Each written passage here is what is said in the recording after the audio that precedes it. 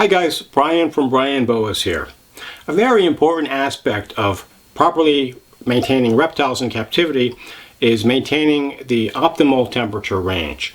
And one piece of equipment that often gets overlooked by beginners is a reptile thermostat, something that's going to regulate the temperatures in your reptile's enclosure.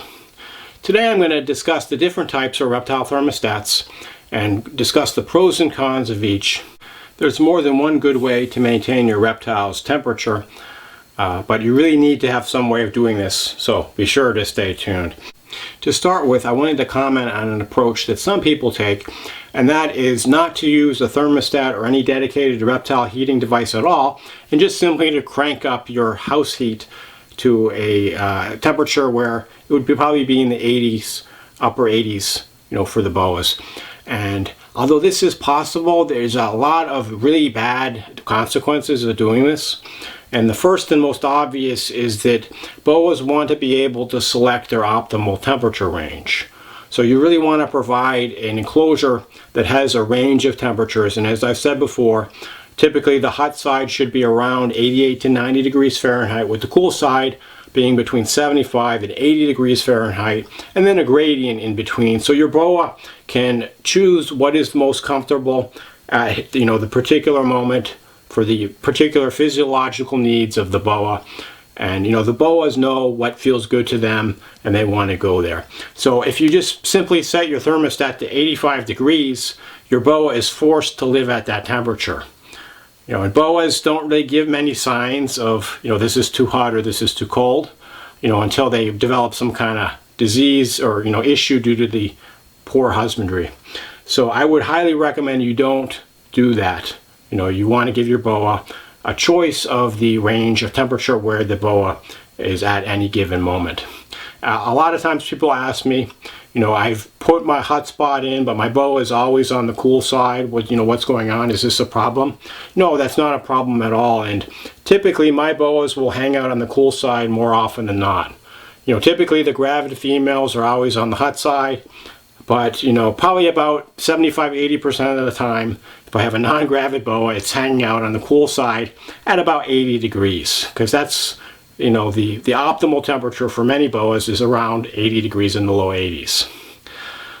So the other issue with cranking up the heat up to 85 to heat your whole reptile room is it's going to cost you an arm and a leg for the electricity bill or gas bill, or however you use, whatever source you use for heating.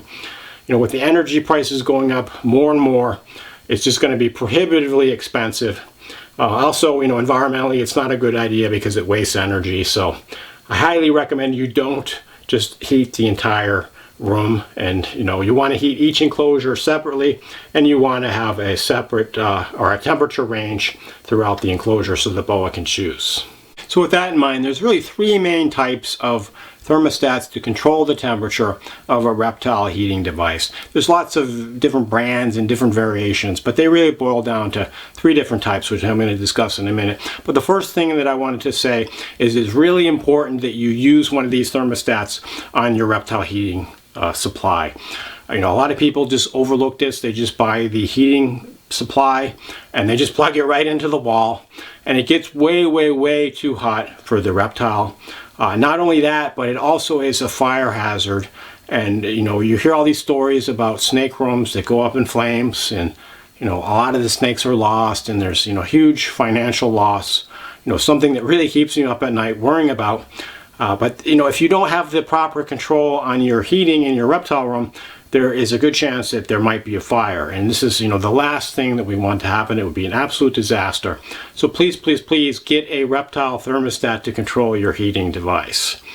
So with that in mind, there are three main types. The first is often overlooked and probably the most simple, and that is just a basic dimmer device like this. This is actually a dial a temp. I believe that this is used to control the temperature of an electric stove, of all things, but it works fine for the reptile heating mats. And I actually got this many years ago just to control a what's known as a pig blanket, a cane heat mat, which is like the thick hard plastic heat mat that I use for my large python. And it works fine. Basically, you just plug in the device into here. the heater, and then you just plug this into the wall, and then you just set the temperature, and it's pretty unsophisticated. There's a low and there's high, and you just dial it.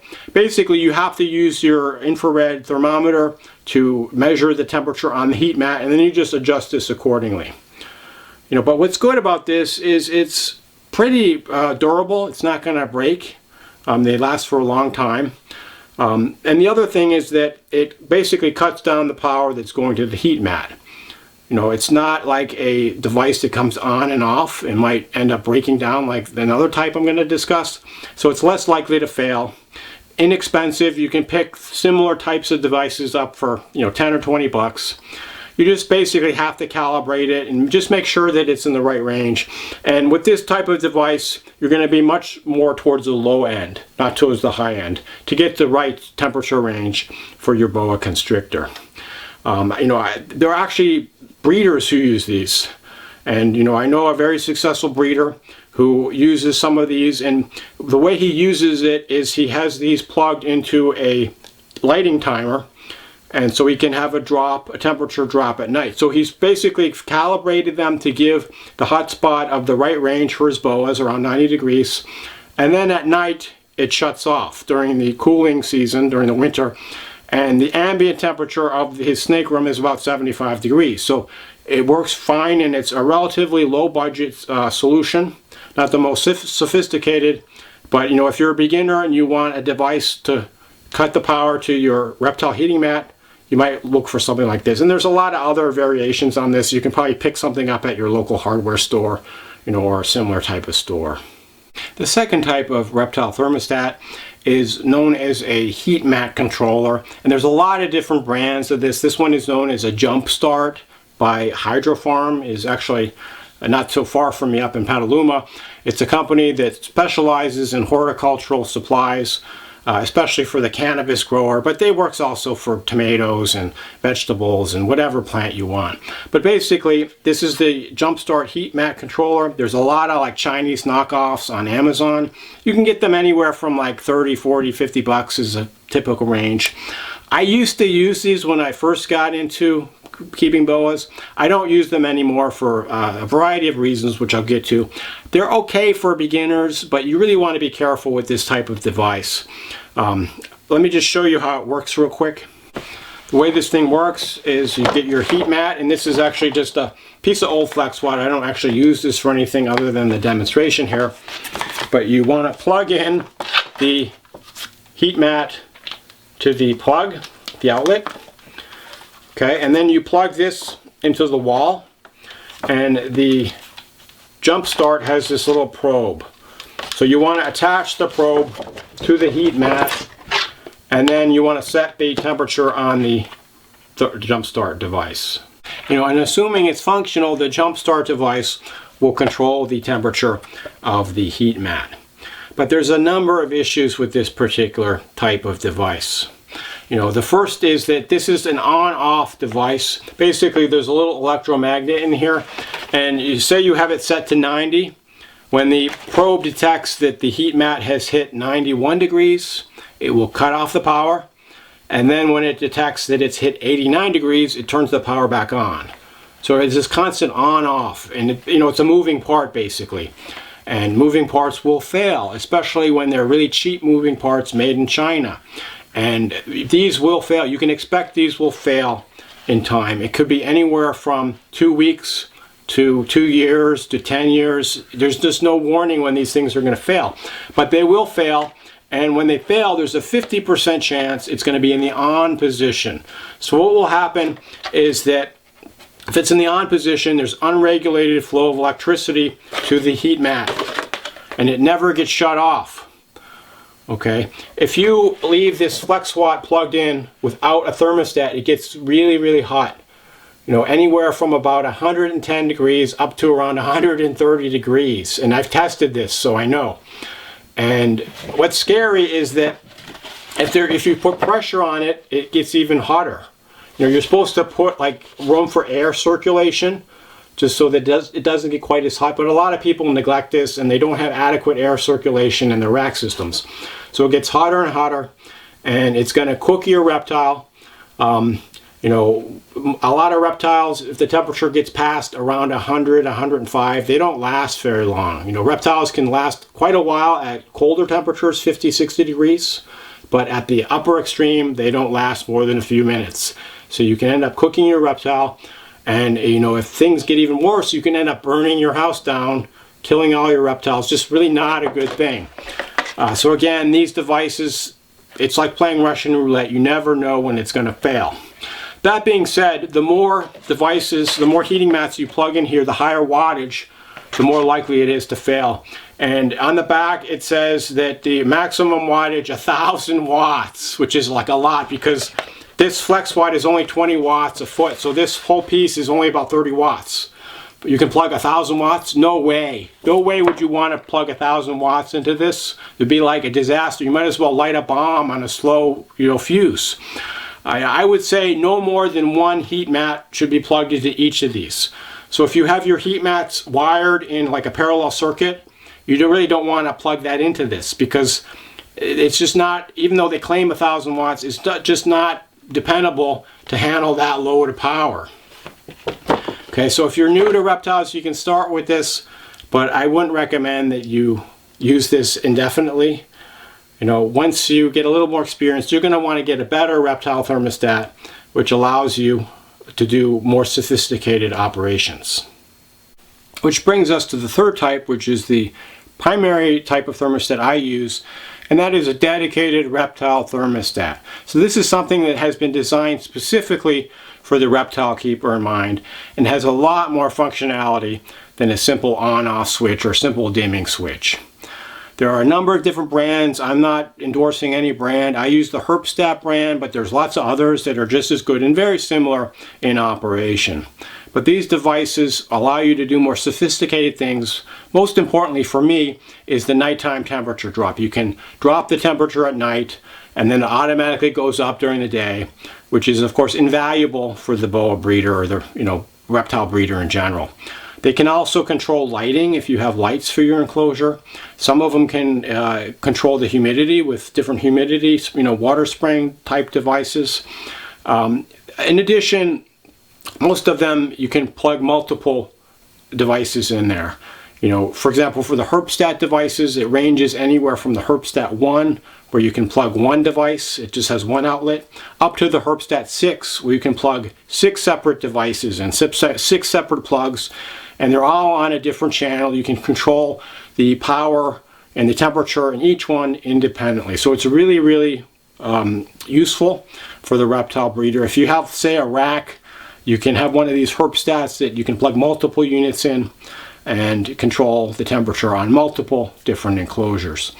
In addition, they're not just a simple on-off. You can do several different modes. What I typically use is the proportional. So the device is cutting down the amount of power going to the heating element or heating mat proportionally to get the right temperature. So if it detects that it only needs 40% of the full power to get to 90 degrees, that's what it's going to deliver. And you're not having this constant on-off like you get with the cheap heat mat controllers. The dedicated reptile thermostats are a little bit more expensive than the other options I've showed you, but it's really not that much more expensive. I think the Herpstat 6 right now goes for something like $450, and you're looking at 6 separate channels, so you're controlling temperature to 6 separate elements.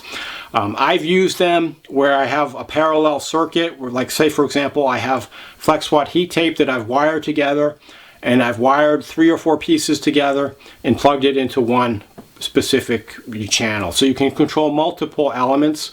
You may or may not want to do this depending on how tight you want to regulate the temperature. But I've tested and I found that I can do this, and I don't have any more than a degree or two of variability between the different units. So it's fine for my needed tolerances. But if you really want to control the temperature very precisely, you want to use just one probe, one channel for each enclosure. And so again, these devices are more expensive, but in the long run, it's a much better deal because they last a lot longer and they do a lot more, and they're really not that much more expensive than some of the other options. So if you're in the hobby and you're really serious about keeping and breeding reptiles, you definitely want to think about getting a dedicated Reptile thermostat. So I'm going to show you real quick the Herpstat 6 and just show you some of the operations it does. Here's the Herpstat 6, and this device has really become my go-to for reptile temperature control. You can see the 6 different channels which can control 6 different heat elements separately at different temperatures. So it's really useful for somebody that has rack systems or a lot of reptile enclosures. And one of the best things about this is the nighttime temperature drop that you can do, and I'll just show you how that works. So we're just going to select the first output, the first channel. So you can say here you set the temperature, day temp, and it's currently set to 89 degrees, but you can change it in tenths of a degree Fahrenheit. I don't know why anyone would need that precise of a temperature control, but you can do that. You can set it to Celsius if you want. I'm just going to leave it at 89.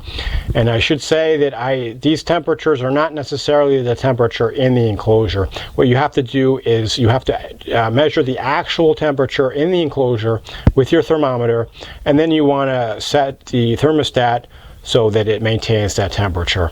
So for example, this is set to 89. The actual temperature will be somewhere between 88 and 90. That's where I set all my hot spots. But as you can see, some of the other channels were set to 90, 91 degrees, but really the actual temperature is about the same.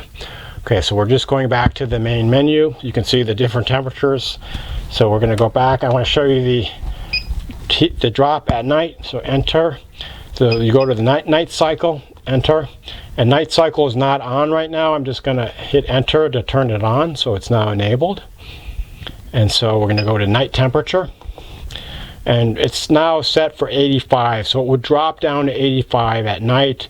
You can set it lower, and typically I go down to the upper 70s. You can set it to say 80 degrees if you want. Enter. And then you put the start.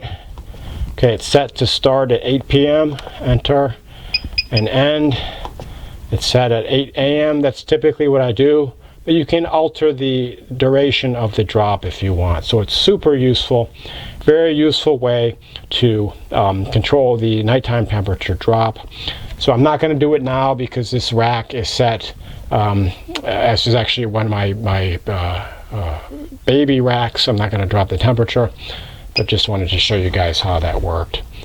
Just a few more thoughts about the Herpstat thermostat.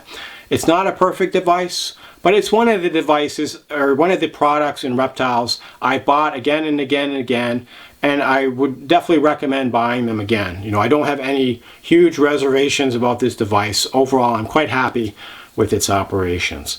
I will say it's not perfect. A couple of small beefs I have. The first is the build quality. It could be a little bit better. It's a little bit flimsy. If you dropped it, you might do, you know, quite a bit of damage to it, so you want to be careful around that. The other is the interface is a little clunky. It's kind of 1990s. You know, just looking at the display and, you know, going through the menus, you know, it's not the most user-friendly. It's not difficult, but it's a little clunky.